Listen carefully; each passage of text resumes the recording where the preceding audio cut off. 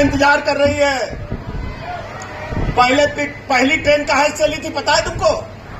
पहली ट्रेन चली थी चाय की केतली से देख करके इंजन बना था भाप का। किसने बनाया था भाप का इंजन? पहला चाय की केतली से भाप निकलते समय किसने देखा था? कौन देखा था? फिर काहे का इंजन बना था? इंजन बना था कोयला झोंक करके भाप वाला इंजन। बोलो पीछे वालों, भाप वाला इंजन बना था, पढ़े थे। और भाप के इंजन से हम कहां पहुंच गए? हाइड्रोजन का इंजन। आज प्रधानमंत्री जी ने देश को समर्पित करने का काम किया है। हाइड्रोजन जानते हो क्या होता है? कौन कौन जानता है हाइड्रोजन? बच्चे बताएंगे। हाइड्रोजन में अभी तक हम जो पहिया घुमाते हैं अपनी गाड़ी का, अपनी ट्रेन का, अपने जहाज का, तो पेट्रोल डीजल लगता है, या तो अब तो बिजली लगने लगी, इलेक्ट्रॉनिक गाड़ी आ गई है। बोलो ना आप लोग, आ गई ना? अब ट्रेन हाइड्रोजन से चलेगी। हॉर्मुज चाहे रहे चाहे न रहे, चाहे डीजल आवे ना आवे, आने वाले कल के भारत में हाइड्रोजन से गाड़ियां चलने का काम करेंगी।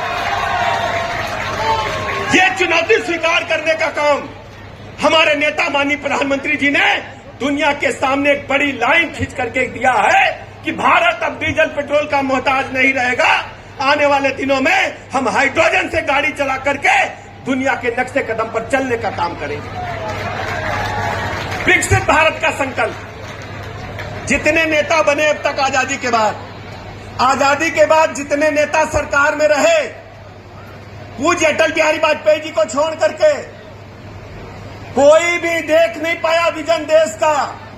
माननीय प्रधानमंत्री नरेंद्र मोदी जी ने तय किया कि 2047 में विकसित भारत का संकल्प हम पूरा करने का काम करेंगे।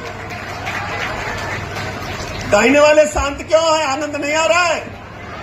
अरे तुम्हारे दरवाजे पर भी हाइड्रोजन ट्रेन आएगी। अभी तो हरियाणा के साथी आनंद ले रहे हैं। और पहली ट्रेन कहां चली थी पता है आपको?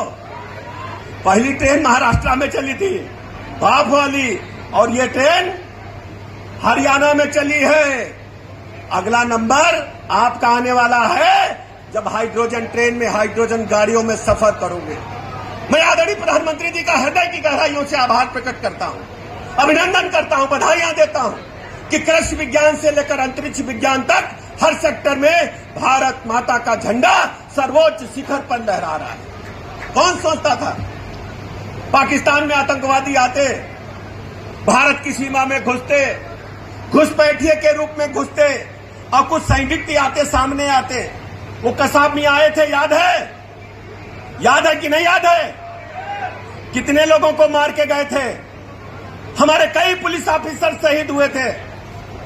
नाव से आए थे। 3 बरस कांग्रेस की सरकार में जेलों में बैठ करके बिरयानी खाने का काम किए थे।